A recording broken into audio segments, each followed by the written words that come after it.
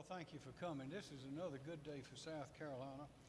This legislation is excellent. It's a result of a lot of work, there's a lot of experience, and what is reflected in this document has been policy, but there are instances where it has not been practiced as well as it should have been. So what we're making here in this bipartisan, thorough effort is to make it clear that one thing is people go to prison as punishment, not for punishment. And we have all the tools and information we need to see that even our prisoners, those serving time, those awaiting trial, need to be treated humanely. And we in South Carolina stand tall for the respect that we have for all people. So this bill today, which will turn it is a new law, which I will sign in a moment, is a big step in the right direction, saying all the right things to all the right people.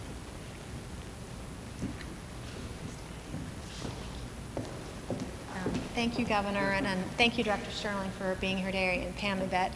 I want to thank all of you for being here today. There's been a lot of progress over the last few years on both prison reform and criminal justice reform, and this legislation that the Governor is signing into law today shows the humane practices that we can give to female inmates here in South Carolina's correctional facilities. It took a lot of people coming together on both sides of the aisle. Even during the COVID-19 crisis, you had Republicans and Democrats working together to make this bill happen. And I cannot thank my colleagues. I know Pat Hennigan is here today as well, representing the House of Representatives. But we all came together, and it was in a unanimous vote on the floor of the House when this bill came out. And so despite all the challenges that our state and our nation is facing right now, we've done an amazing thing for women who are in our correctional facilities. Life is a series of second chances, and every person should receive redemption. Every person should receive a second chance, and this bill protects the women who are pregnant in our prison system and also the child that they're having. And I want to thank the Governor for signing this bill into law today. Thank you so much. Brian Sterling, Director of Department of Corrections. Thank you, Governor, Lieutenant Governor, Representative Mace. I know Senator McLeod, we were on a FaceTime meeting last night. She couldn't be here, but I know she supported it in the Senate. So this is truly a bipartisan effort. This not only affects the Department of Corrections, folks who are incarcerated there. We have 4 currently females that are pregnant at the department, but it affects the detention centers. As you know, there are more people that come in and out of detention centers than come in and out of the Department of Corrections. So thank you, everybody, for signing this. Doc?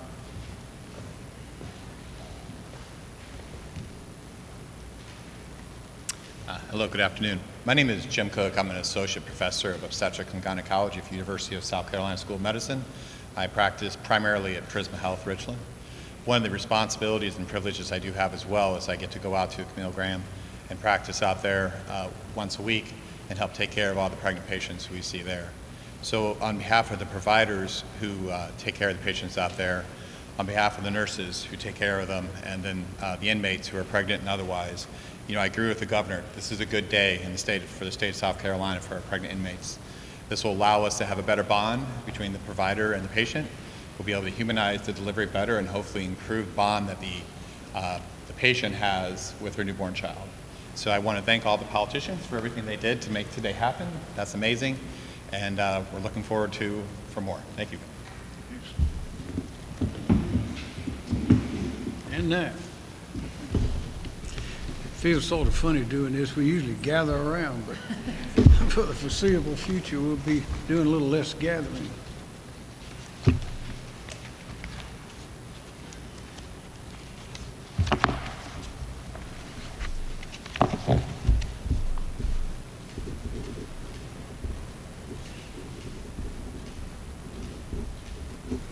There you go. Signed up.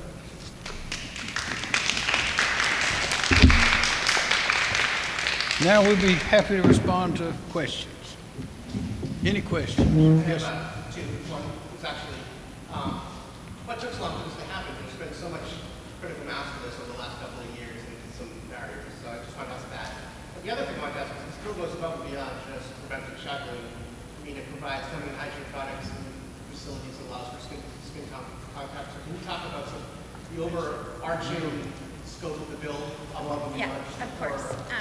So in 2018, in December of 2018, there was a federal bill for prison reform called the First Step Act that was signed into law by the President of the United States. And I have been a huge proponent of criminal justice and prison reform. You know, I work in a very nonpartisan manner, and I think there are issues that we can all come to agreement on the left or the right, and come together and work on those. And when I saw that legislation pass at the federal level for the federal prison system, I looked through it and saw, and I compared it to the South Carolina state laws and saw that there were some areas where we could improve. And South Carolina actually over the years has made a lot of progress on its own prison reform, but there were still areas where we could do better. And this was one of those that bore out of the First Step Act when I saw that while it was not specifically prohibited and it was very rarely practiced, but was still something that we should address. And so going further through the committee process and through the legislative process, there were some other areas where we were able to make improvements. And when you're giving birth to a child, having that skin-to-skin contact immediately after birth is so important to the health and well-being of that child, regardless of the status of their mother, whether they're in prison or not. This is a lot about the child as well. And when we treat people humanely with respect and with love, you know, having that opportunity for these moms to bond with their children gives those children a much better, greater start at life. But there were several other areas in there, including the feminine hygiene. So, thank you. More questions? Governor or Representative Mace, how common is this right now in detention facilities? I know